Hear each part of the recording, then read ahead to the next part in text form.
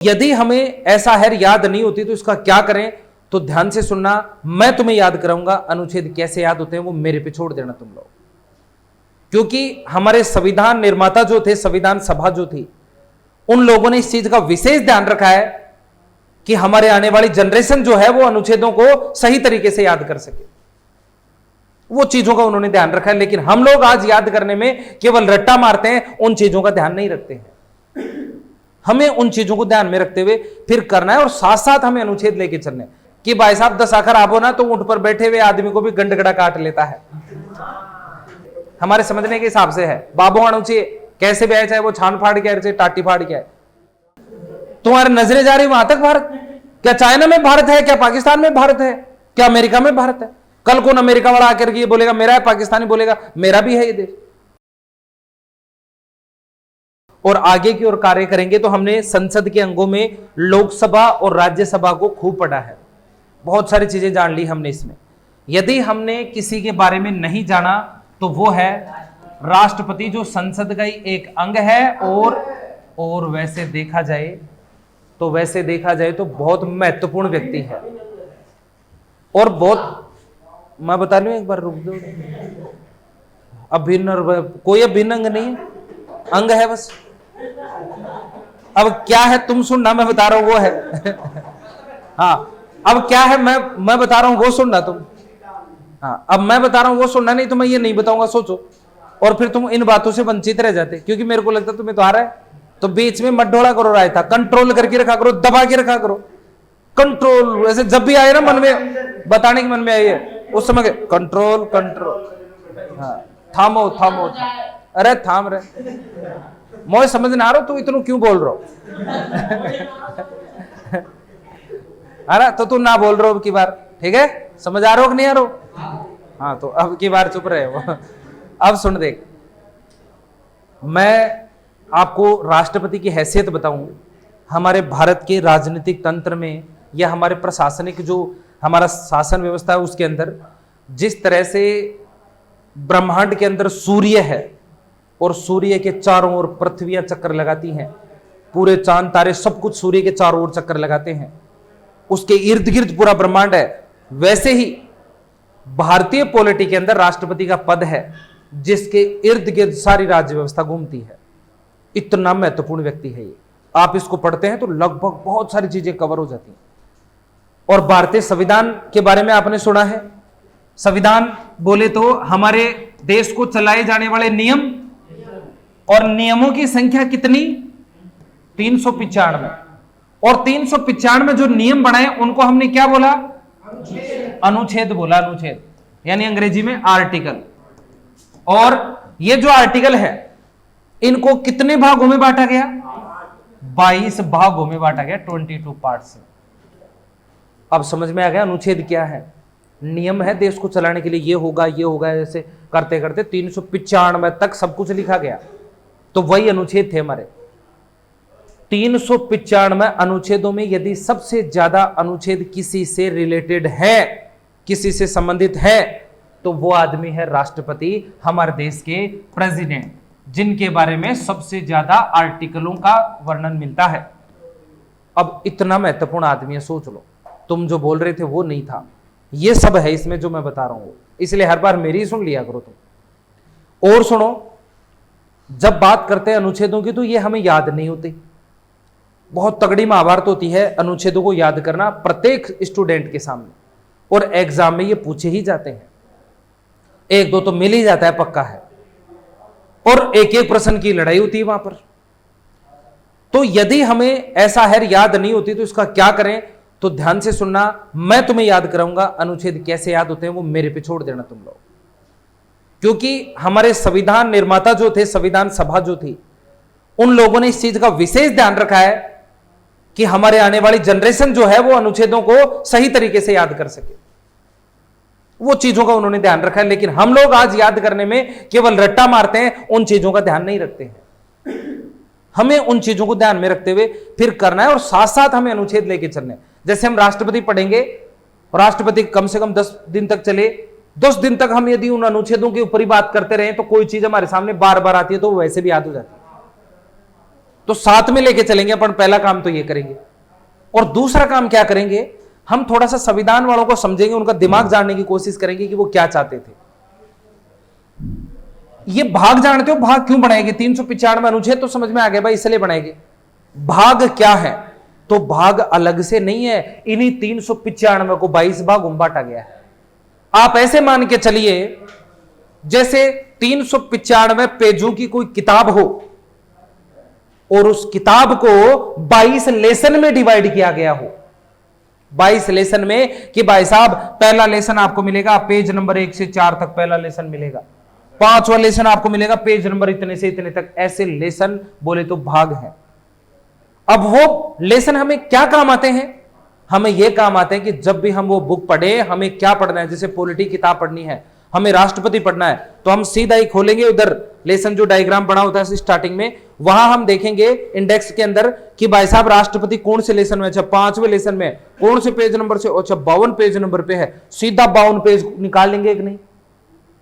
सुविधा हो गई ना अपन को पढ़ने में। अब सोचो किताब वाले ने दी 395 पेज की किताब ही छाप दी हो और उसने नहीं लिखा हो स्टार्टिंग के अंदर कि कौन सा लेसन कहां है, कौन आपको कहां मिलेगा, तो पेज बदलते रहेंगे कि नहीं बदलते रहेंगे? राष्ट्रपति ढूंढने के लिए ढूंढो, पतला पलटते रहो। राष्ट्रपति एक, थोड़ा सा राष्ट्रपति इधर मिलेगा, थोड़ा सा उधर मिलेगा, थोड़ा सा पता नहीं कहां मिलेगा। तो हम पन्ने पलटते रहेंगे, थोड़ी सी बात यहां पढ़ी, फिर पन्ने पलट के आगे की बात देखेंगे, जब तक या तो घर वालों का बुलावा आ जाएगा या किसी का मैसेज आ जाएगा, तो हम उन कामों में लग जाएंगे फिर। और नहीं तो फिर नींद आ जाएगी तो हम उधर चले जाएंगे सपनों में। ये काम होता है हमारे साथ में। लेकिन सोचो किताब वाले ने भी तुम्हारे लिए कैसा काम किया। अब मुझे उम्मीद है आप समझ गए होंगे कि भाग क्या है। समझ गए क्या? अब मैं चाहता हूं कि आप इनको पढ़ने के लिए, अनुच्छेदों को याद करने के लिए थोड़ा सा भाग के बारे में जानकारी रखो। जैसे ही कितना काम आते हैं, जैसे एक सेपरेट लेसन बनाया जा सकता है हमारे फंडामेंटल राइट्स के लिए, मूल अधिकार के लिए। एक बात बताओ, मूल अधिकार एक सेपरेट लेसन हो सकता है कि नहीं हो सकता? संविधान निर्माताओं ने इसके लिए एक अलग से लेसन बनाया होगा और उस लेसन में हमें सारे के सारे मूल अधिकार मिल जाएंगे। तो यहां पर क्या किया, संविधान निर्माताओं ने भाग 3 बनाया, मतलब लेसन 3, और भाग 3 शुरू हुआ 12 से और खत्म हुआ 35 तक। तो 12 से 35 तक हमें मूल अधिकार मिल गए, सीधा निकाल दे। इसका मतलब पूरे के पूरे मूल अधिकार यहीं पर मिलेंगे हमें, पक्का, और कहीं नहीं मिलेंगे। संविधान वालों ने फंडामेंटल राइट से लिखना शुरू किया और वो खत्म हो गए, तभी अगली बात लिखना शुरू की। राष्ट्रपति आपको मिलेगा, एक जगह मिलेगा, वो खत्म होने के बाद अगली चीज लिखना शुरू की। अब यदि आपको यह भी पता है भाग याद करने का, एक तो यह भी पूछ लेता है कि मूल अधिकार कौन से भाग में, तो भी हमें याद रखने पड़ते हैं। और एक यह भी फायदा है हमें कि मान लो मूल अधिकार को लेकर कोई आर्टिकल पूछ लिया हमसे, वो हमसे पूछ लिया कि बताओ अस्पृश्यता का अंत कौन से अनुच्छेद में किया गया है, अनटचेबिलिटी। अब आपको अनुच्छेद मान लो नहीं याद कि कौन से अनुच्छेद में है, लेकिन आपको इतना तो पता है ना कि वो अनुच्छेद आपको यहां से यहां तक ही मिलेगा, पक्का है कि नहीं है? और मान लो ऑप्शन आए 4, और 4 ऑप्शन आए, उसमें से ऐसे ऑप्शन दे दिया, एक ऑप्शन मान लो एक में अनुच्छेद 5 दे दिया उसने, एक ऑप्शन में जो है वो उसने अनुच्छेद 170 दे दिया, एक में अनुच्छेद 11 दे दिया, एक में अनुच्छेद 17 दे दिया, तो क्या करोगे? जिसको याद है वो तो कर ही देगा, जिसको नहीं याद है वो भी तुक्का मार देगा, क्योंकि उसको यह याद था कि मूल अधिकार यहां पर है और इनके बीच में कौन सा आर्टिकल आ रहा है, केवल 17 आ रहा है, तो वो ऐसे तुक्का मार देगा। अब भाई साहब तुक्का मारने में 10 आखर आबो मान लो, तो ऐसा भी हो सकता है कि 4 अनुच्छेद आए, 4 में ऐसा ही दे दे 14, 15, 16, 17, तो फिर वो तो 10 आखर आबो तब होता है ऐसा, तो वो अपनी नहीं होगी, फिर वो सबकी होगी। और फिर डायलॉग भी है कि भाई साहब 10 आखर आबो ना तो ऊंट पर बैठे हुए आदमी को भी गंडगड़ा काट लेता है कि नहीं? ऊंट पे बैठा आदमी फिर भी उसको कुत्ता खा जाता है, तो वो 10 आखर आब होने पर हो ही जाता है ऐसा। तो लेकिन थोड़ा बहुत, और फिर यदि ऐसा होगा तो फिर आप और भी पढ़ोगे इनके बारे में कि मूल अधिकार पढ़ोगे, एक एक अनुच्छेद के बारे में पढ़ोगे, तब कर जाओगे इसका आंसर। फिलहाल मैं आपको यह समझाना चाह रहा था कि भाग याद करने का फायदा क्या है, समझ में आ गया? भागों से थोड़ा थोड़ा अनुच्छेद बैठेंगे कि नहीं बैठेंगे, इसके लिए हमें शुरुआत के कुछ भागों को देखना बहुत जरूरी है। शुरुआत के जो स्टार्टिंग के कुछ भाग हैं राष्ट्रपति तक, वो देखना बहुत जरूरी है। इसलिए मैं चाहता हूं कि एक बार के लिए आप इन शुरुआत के भागों को याद कर लो, कम से कम 6 भाग जो है ना वो याद कर लो आप। तो राष्ट्रपति शुरू करने से पहले हम लोग 6 भागों के बारे में जान कर लेंगे कि उनमें कहां क्या लिखा गया है। क्लियर एकदम? तो लिखना शुरू करो जरा फिर। संविधान के भाग, पार्ट ऑफ कॉन्स्टिट्यूशन। अब ये बीच में ही है। लोग बोलेंगे कि यार मास्टर क्या करवा रहा है, ये राष्ट्रपति वो लिखवाता राष्ट्रपति करवाता बीच में अनुच्छेद। तो भाई साहब हमें जो समझ में आएगा वैसे करेंगे हम लोग, हमारे समझने के हिसाब से है। बाबू अनुच्छेद कैसे भी आए, चाहे वो छान फाड़ के आए चाहे टाटी फाड़ के आए, तो हमें जैसे याद होगा वैसे याद करेंगे हम लोग। हमें इस तरह से याद हो रहा है तो वो ही करेंगे। एक तरफ संविधान के भाग, एक तरफ हम लिखेंगे भाग, दूसरी तरफ लिखेंगे हम लोग अनुच्छेद, और तीसरी तरफ लिखेंगे इनमें क्या विवरण है, क्या क्या लिखा गया है इसके अंदर, ये चीजें हम लोग लिखेंगे। भाग के अंदर जैसे पहला भाग शुरू होगा 1 से लेकर के 4 तक, आर्टिकल 1 से 4 तक, और इसमें लिखा हुआ है संघ व उसके राज्य क्षेत्र, यूनियन एंड इट्स टेरिटरी, संघ व उसके राज्य क्षेत्र उतारो। फिर भाग 2 लिखना है 5 से लेकर के 11 तक है। हाँ, अनुच्छेद पूरा छेद करूं क्या? हाँ। मैं तो पहले ही कह रहा था तुम्हारी क्लास पूरी अश्लील है। नागरिकता,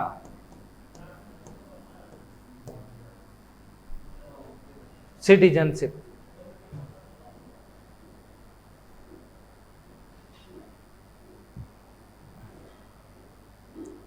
अभी एक बार यहां तक लिखो, फिर थोड़ा सा पढ़ समझते हैं, फिर लिखेंगे।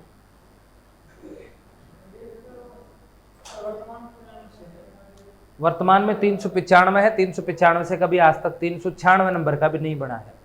जो तुमने 470 सुने हैं वो आगे समझ में आएंगे कि वो 470 कैसे हैं। अभी मेरे को नहीं लगता कि तुमने इतना, मैंने पढ़ाया, तुम्हें इतना विद्वान नहीं बनाया कि मैं तुम्हें ये आंसर दूं, तो वो तुम्हें समझ में नहीं आएगा। अब मैं उस लायक बनाऊंगा ना तुम्हें, तब तुम समझ में आ जाओगे अच्छा इस तरह से 470 है, तो वो खुद ही समझ जाओगे तुम। बाकी आज तक 396 नंबर का अनुच्छेद नहीं बना, ठीक है। मूल रूप से 395 थे, आज भी 395 ही है। हाँ, और 395 अब वो रहने को तो किसको क्या भरोसा है। संशोधन नहीं देखा तूने कभी? संशोधन नहीं देखा तो संशोधन भी। हाँ, अब सुनो, देखो आप एक तो इनको ऐसे ही लिखना चाहते हो या फिर भाग को थोड़ा सा याद करना चाहते हो, है ना। मैं थोड़ा सा वो जुगाड़ बता दूं तुम्हें कैसे याद हो सकते है ना, उसको सुनो थोड़ा सा। क्योंकि मुझे क्या लगता है कि हम लोग समाज में रहते हैं, सामाजिक प्राणी हैं, और संविधान निर्माता भी समाज में रहते थे और वो भी सामाजिक प्राणी थे। मुझे लगता है कि जो सामाजिक प्राणी हैं उनका दिमाग एक जैसा चलता है, थोड़ा थोड़ा हर आदमी की सोचने का तरीका थोड़ा एक जैसा होता है। सामाजिक प्राणी एक जैसी धारणाएं होती है लगभग सबकी। तो हम जो सोच सकते हैं वो सभी सोच सकते हैं, हम जो कर सकते हैं वो सारे लोग। ऐसा ही संविधान निर्माताओं का थोड़ा सा दिमाग परख करके हम लोग इनको जानने का एक तरीका निकाल सकते हैं कि कैसे हम शुरुआत के जो भाग है उनको याद करें, वो थोड़ा सा देख सकते हैं। और उसको थोड़ा देखना कि ये लोग क्या सोच करके ये बनाए होंगे, उनका दिमाग देखेंगे तो आराम से याद हो जाएगा। इसके लिए आप अपने आप को थोड़ा सा संविधान सभा के सदस्य मानो अपने आप को। संविधान सभा के तुम लोग हो, सोचो बहुत बड़ी बात है। और वो क्या सोच के ये भाग बनाए होंगे, हमें उस सोच पे जाना है, हमें उस सोच पे जाना है, तब जाके आप चीजों को थोड़ा सा ज्यादा कवर कर पाएंगे। अब तुम लोग संविधान सभा के सदस्य, तो मैं भी तो अध्यक्ष हूं तुम्हारे सामने हो, तो आप मुझे भी डॉक्टर राजेंद्र प्रसाद मान ही लीजिए। हाँ, चलो मान लिया सबने। अब तुम्हें इतना माना है तो मेरे को थोड़ा सा मानने में क्या जा रहा है तुम्हें? हाँ, ठीक है, ओके। अब क्या हुआ, देखो वो लोग क्या सोच रहे थे और क्या सोच के लिख रहे थे। तो सबसे पहले हमने लिखना शुरू किया कि भाई क्या लिखें, संविधान लिखना जा रहे हैं, अंग्रेजों को भगाएं, बहुत अच्छी बात है, आजाद हो गए हम, और आजाद होकर के इन जगहों पर आगे चल रहे हैं। तो हमें जिस चीज को लिखने की जल्दी थी वो थी हमारे मूल अधिकार, फंडामेंटल राइट्स। हमें ये लिखने थे सबसे पहले, सबको ये जल्दी थी कि ये लिखो। क्यों? क्योंकि मूल अधिकार भाई साहब, हमारे फंडामेंटल राइट्स क्या अंग्रेजों के समय में हमारे पास थे क्या? अंग्रेज गए तभी तो ये आए। स्वतंत्रता का मतलब ही अधिकार है। जहां स्वतंत्रता है वहां पर अधिकार है तो हमें आजादी मिली तभी तो अधिकार मिला। और अब बोले सारी लड़ाई हमने इसके लिए लड़ी है। तो सबसे पहले ये लिखो। ये लिखने की बात हुई तो तुम्हारे जैसा एक समझदार कोई आदमी बैठा हुआ था, वो खड़ा हो गया झट दे से और बोलो डटो डटो, बोलो डटो। बोलो क्या हुआ भाई? बोले ये मत लिखो मूल अधिकार। बोले क्यों? किसको दोगे आप? बोले भारतीयों को। तुम्हारा देश कहां है? बोले भारत कहां है? कौन सा भारत है? हमने देखा ये भारत, ये कहां तक भारत? तुम्हारी नजरें जा रही वहां तक भारत? क्या चाइना में भारत है? क्या पाकिस्तान में भारत है? क्या अमेरिका में भारत है? कल कौन अमेरिका वाला आकर के ये बोलेगा मेरा है, पाकिस्तानी बोलेगा मेरा भी है ये देश। तो तुम मूल अधिकार दे रहे हो, भारत वालों को दोगे, तुम्हारा देश कौन सा है ये तो बताओ सबसे पहले। सबने सोचा रहा यार आदमी ने काम, बात तो काम की बोली है कि हम पहले देश बनाने जा रहे हैं, सबसे पहले देश तो बनाएं कि कौन सा देश है, कौन सी हमारी अंतरराष्ट्रीय सीमाएं हैं, कहां तक देश फैला हुआ है हमारा, और इसमें कितने राज्य हैं, ये पता होना चाहिए कि नहीं होना चाहिए। सबसे पहले ये चीज बनाई। इसलिए ये संघ और उसके राज्य क्षेत्र का मतलब यह है कि पहले अनुच्छेद 1 से लेकर के 4 तक पहले भाग में हमारे देश की इंटरनेशनल बॉर्डर और हमारे जो स्टेट है वो और हमारी यूनियन टेरिटरी है वो लिखी गई है यहां पर पहले भाग के अंदर कि ये हमारा देश होगा, ये इसकी अंतरराष्ट्रीय सीमाएं होंगी, ये सारी चीजें बोला गया। आज यदि कोई राज्यों में या सीमाओं में इंटरनेशनल बॉर्डर में कोई चेंज होता है तो कौन से भाग में चेंज होगा? मैं आपको समझाना चाह रहा हूं इस लाइन का मतलब क्या है। अब समझ गए क्या पहले भाग में क्या लिखा हुआ है? यूनियन एंड इट्स टेरिटरी, मतलब हमारा यूनियन में कौन कौन सी टेरिटरी कहां पर है। क्लियर एकदम? चलो ये लिख दिया। और ये लिखना चाहिए था कि नहीं? पहले पहले सोचो तो वो जो बीच में खड़ा हुआ था उसने सही बोला कि नहीं बोला? तो फिर जैसे ही आगे चले बोलो ठीक है अब लिख दे मूल अधिकार। उतने में भैरू दोबारा खड़ा हो गया भाई साहब, बोला रो डटो डटो रे यार अब की बार क्या हुआ है? अब की बार क्या हुआ? बोला आपने देश तो लिख दिया कि ये तुम्हारा देश है, ये सीमाएं हैं, लेकिन क्या मूल अधिकार आप इन सीमाओं में रहने वाले पेड़ पौधों को और पहाड़ों को दोगे क्या? बोले क्यों? बोला पेड़ पौधे पहाड़ी होते हैं जो एक जगह बैठे रहते हैं, बाकी लोग तो चलते फिरते इधर उधर चले जाएंगे, कोई पाकिस्तान वाला इधर आ जाएगा और हम लोग पाकिस्तान में चले जाएंगे, तो क्या सबको ही मूल अधिकार दोगे क्या? बोला कहना क्या चाह रहा है? अरे बोला मूल अधिकार देने से पहले ये तो बताओगे कि दोगे किसे? इंडियन कौन होगा, भारतीय कौन होगा, ये तो बताओ। तो सोचो भैरू ने कितनी तगड़ी बात बोली और बोलो यार ये तो बहुत अच्छा आदमी, ये तो सही बोल रहा है। तो हमने उसकी सुनी और सबसे पहले ये लिखने से पहले एक और भाग बनाया 2, और उस 2 भाग में क्या लिखी?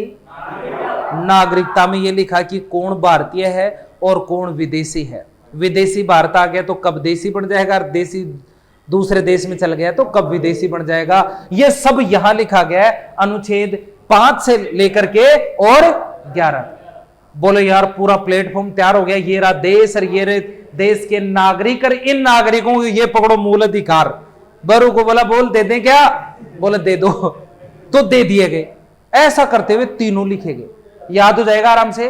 पहले देश, फिर देश में रहने वाले नागरिक और फिर नागरिकों के पास अधिकार। अब आगे बात चली, अब क्या लिखें? बोला अब क्या लिखें?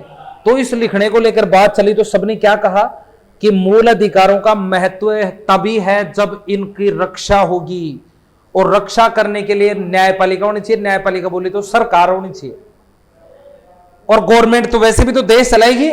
तो बोले सब ये यहां तक हो गया, अब देश चलाने का जुगाड़ करो, इनको रक्षा करने का जुगाड़ करो। तो सबने कहा ठीक है, देश चलाने के लिए हमें राजा की भूमिका किसको देनी थी? सरकार को देनी थी। तो बोले ये लो हम सरकार लिख देते हैं, और सरकार भी कौन सी वाली? केंद्र वाली, केंद्र सरकार लिखने जा रहे थे। ये जो मूल अधिकार है वो 12 से लेकर के कहां तक लिखे गए? 35 तक, तीसरे भाग में। केंद्र सरकार की बात आते भाई साहब बैरू दोबारा खड़ा हो गया, डटो डटो डटो। बोले बोल भाई, अब 2 बार उसने अच्छी बात बोली है तो सुनना पड़ेगा कि नहीं सुनना पड़ेगा? बोले बोल क्या बात है? तो बोले मूल अधिकारों के बाद आप सरकार मत लिखो। बोले क्यों? क्योंकि दुनिया में नजरें फैला करके देखो सरकारें काम ही नहीं करती हैं। सरकारें काम तब करती हैं जब या तो लोग उसको कहें, या चुनाव आने वाला हो, या कोई उसको बोले, तब काम करती है, नहीं तो काम ही नहीं करती है। तो बोले क्या करें? बोले सरकार बनाने से पहले उस सरकार को डायरेक्शन दो, उसको निर्देश दो कि उसे काम कैसे करना है, ये निर्देश दिए जाएं। सबने सोचा रहा यार बात तो बहुत तगड़ी बताई तूने। इसलिए वास्तव में भाग 4 के अंदर सरकार ना लिख करके और यहां 36 से लेकर के 51 तक को सरकार को निर्देश दिए गए कि आपको काम क्या करना है, जिसे हम बोलते हैं राज्य के नीति निर्देशक तत्व, राज्य के नीति निर्देशक तत्व। और यह बात तुमने कई बार सुन रखी है कि नहीं सुन रखी? मैं चाहता हूं कि आप आज ये जाने कि नीति निर्देशक तत्व होते क्या है। अंग्रेजी में इसको directive principle of state policy जो है वो कहते हैं। मैं चाहता हूं कि आप ये समझे कि ये थे क्या, मतलब सरकार को निर्देश दिए गए कि तुझे काम क्या कर कैसे करना। जैसे उदाहरण के लिए बताऊं, अनुच्छेद 40 लिखा हुआ था। अनुच्छेद 40 के अंदर लिखा गया कि हे सरकारों, तुम्हें आगे चल करके पंचायती राज की स्थापना करनी है, तो करी कि नहीं करी? आज पंचायत राज है कि नहीं अपने पास? ऐसे निर्देश दिए गए 36 से लेकर के 51 तक। अब मैं इतनी माथाफोड़ी आपके सामने इसलिए कर रहा हूं कि आप पहचान सको कि वास्तव में नीति निर्देशक तत्व होते क्या है। क्या पहचान गए? क्या बैठ गए एकदम तगड़े? तो इस तरह से आप इसके बारे में तरीके से याद रखना। ऐसे इसमें लिखा हुआ है कि समान मजदूरी के लिए, समान यदि कार्य करवाते हो तो मजदूरी भी समान दो। ये सब बातें इधर लिखी हुई है। और फिर क्या लिख दी गई? सरकार। अब लिखा बैर उसे पूछा भाई लिख दें क्या? बोले लिख दो। इसलिए 52 से लेकर के 151 तक केंद्र सरकार लिखी गई, सेंट्रल गवर्नमेंट। इतने सारे अनुच्छेदों में सोचो, क्योंकि सरकार में मामला भी तो बहुत बड़ा है कि नहीं है। अब ध्यान से सुनना, सरकार का मतलब क्या होता है? सरकार के कितने अंग होते हैं? 3 अंग होते हैं। 3 अंग कौन कौन से होते हैं? तेरे बगल में बैठा वो बताएगा, पीछे बता। हाँ वेरी गुड, बता था मेरे को। सरकार के कितने अंग होते हैं? 3 अंग होते हैं। हाँ छोरा ध्यान से देख ले, तुम्हारी कुर्सियां बंद करवा दूंगा मैं, ध्यान रखना, इधर इन पे बैठाना पड़ेगा। हाँ पेट लगा रखी इसलिए आराम से, नो टेंशन। हाँ हाँ कंफर्ट में चले जाते, एकदम कंफर्ट जोन में चले जाते हो। ये चुभने वाले बैठे हुए ना इस पे, तो पता रहेगा नीचे से आग जलती रहेगी तो। हाँ तो इसलिए तरीके से देखना। अब सुनो, देखो यहां पर भी तुम्हें एक बहुत बढ़िया बात बताने वाला हूं मैं। ये माथाफोड़ी कर रहा हूं मैं, लिख दूंगा और बोलूंगा रट के आ जाना छोरो कल, और रट लोगे तुम अपने आप।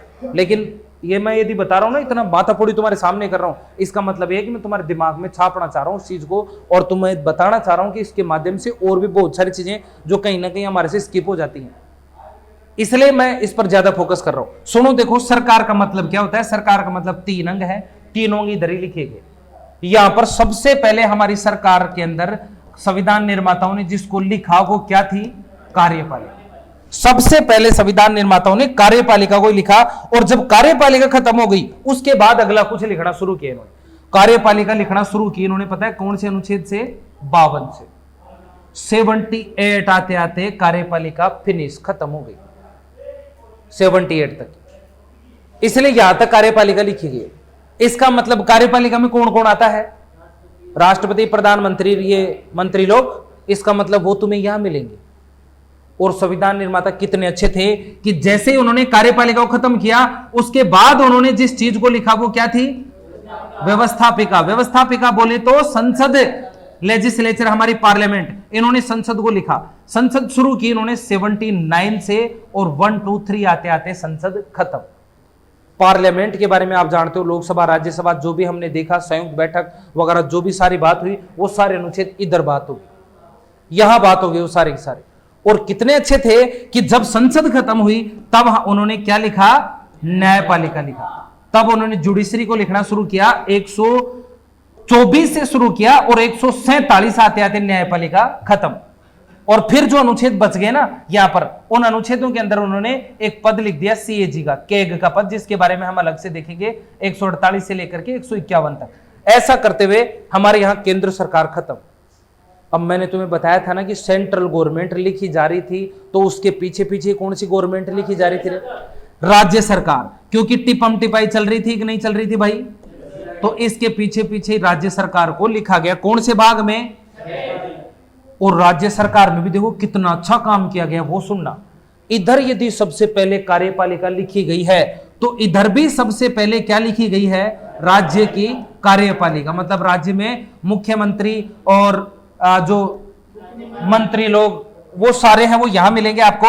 और ये 152 से यहां पर 151 पे खत्म हुई थी ना कार्यपालिका, ये केंद्र सरकार 152 से ही हमने लिखना शुरू कर दिया कार्यपालिका को, और 168 आते आते 167 आते आते यहां तक आते आते कार्यपालिका खत्म।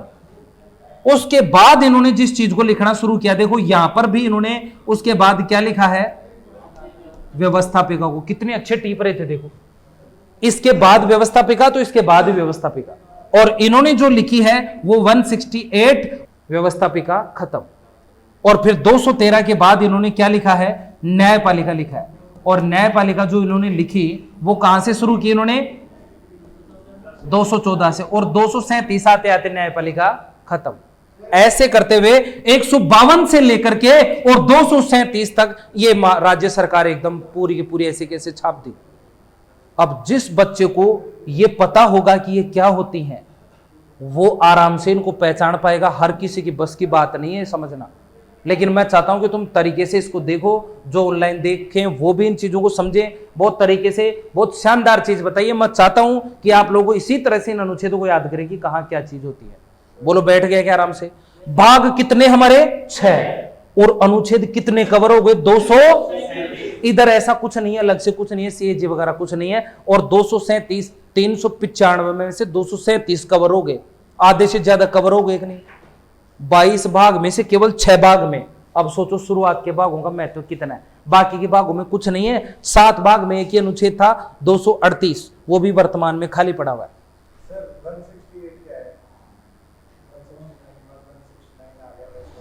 ठीक है, क्लियर एकदम। अब इसको छापना शुरू कर दो। अब बोल, क्या बोल रहा है?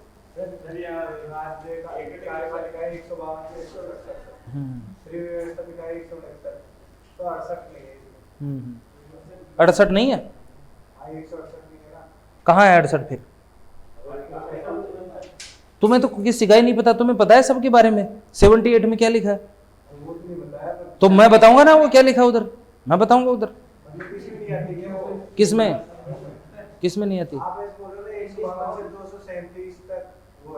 राज्य सरकार उसको पूछ रहा हूं मैं, 152 से 167 तो कार्यपालिका है, तो फिर 168 का की दूसरा बीच के 68 का वो ये आ गया ना, 168 आ गया है 169। अच्छा वो पूछ रहा, मतलब दिमाग तो है तुम्हारे अंदर, दिमाग तो है ना भाई। मैंने पार्लियामेंट तुम्हारे को 79, मैं सोच रहा था कि तुम मेरे दिमाग में तो आ गए थे, तुम वहीं दिमाग है। फिर मैं सोचा यार इतना तगड़ा दिमाग ये कहाँ से लगाएंगे, ये तो मूर्ख है सारे के सारे, पर वास्तव में तुम तो विद्वान हो। मैंने पार्लियामेंट 79 से स्टार्ट की थी, तो यहाँ से शुरू की। तो तुम्हारे कंफ्यूज ये है कि सर आपने जो हमें विधानमंडल लिखाया था वो 169 में लिखाया था, तो वहां से 169 से शुरू होना चाहिए था, लेकिन यहाँ पर किससे कर दिया, 168 से ही कर दिया मैंने। तो वो इसलिए कर दिया क्योंकि 168 में लिखा हुआ है विधानमंडल के बारे में।